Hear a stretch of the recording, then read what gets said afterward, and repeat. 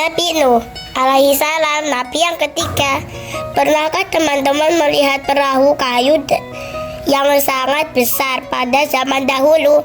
Nabi Nuh dan para pengikutnya sudah membuatnya. Loh, kenapa Nabi Nuh membuat perahu ya? Yuk kita simak ceritanya. Nabi Nuh berhadap dengan kaumnya yang menyembah berhala. Dengan penuh kesabaran, Nabi Nuh menunjukkan bukti kebesaran Allah. Ada matahari, bulan, air, tumbuhan, bintang, dan lain-lain.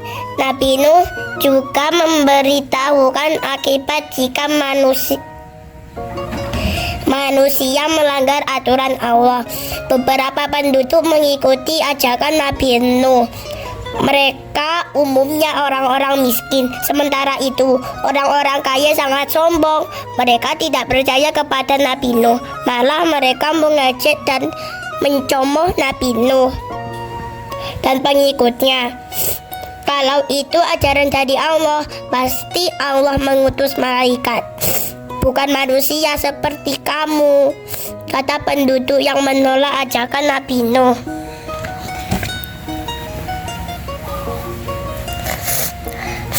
Penduduk kaya itu pun meminta bukti kenabian Nabi Nuh.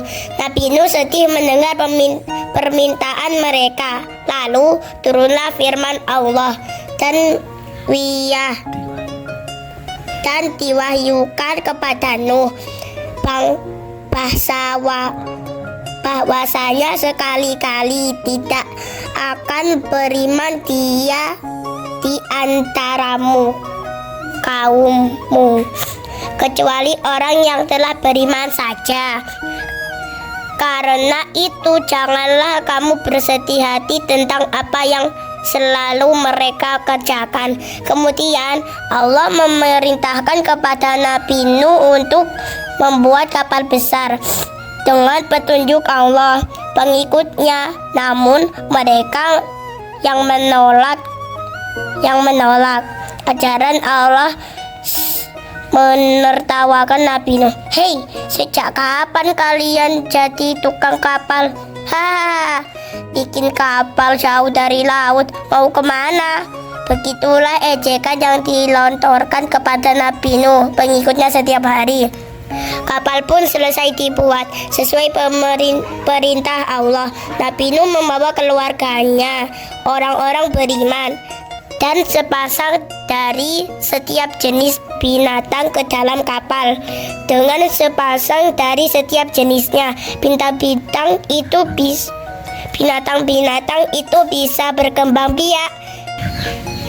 Berkatalah Nuh, jika kamu mengejek kami, maka sesungguhnya kami pun mengejekmu sebagaimana kamu sekalian mengejek kami.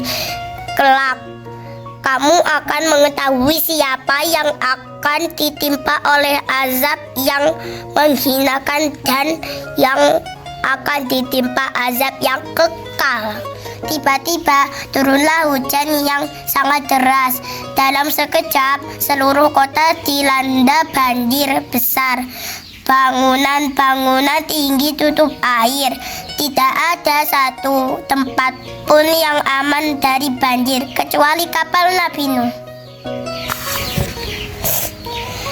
Kapal Nabi Nuh yang sangat kokoh melaju di atas air, menantang gelombang besar. Tiba-tiba Nabi Nuh melihat anaknya yang bernama Kan'an. Kan'an sedang terombang-ambing gelombang. Tangannya mengapai-ngapai mencari pegangan. Nabi Nuh pun memanggil anaknya agar segera naik ke atas kapal. Namun Kan'an menolak. Aku mencari perlindungan ke gunung, kata Kan'an. Nuh berkata, tidak ada yang melindungi hari ini. Azab Allah selain Allah saja yang maha penyayang. Kan'an tetap menolak naik ke atas kapal. Tak lama kemudian, Kan'an pun terbawa gelombang dan menghilang dari pandangan Nabi Nuh. Nabi Nuh sangat sedih. Putranya tidak mau beriman kepada Allah. Kapal Nabi Nuh terus melaju mencari tempat untuk mendarat. Setelah air surut, Nabi Nuh dan pengikutnya tiba-tiba di Bukit Jati. Di Bukit Judi. Akhirnya mereka pun selamat. Di sana Nabi Nuh memulai kehidupan baru bersama orang-orang beriman.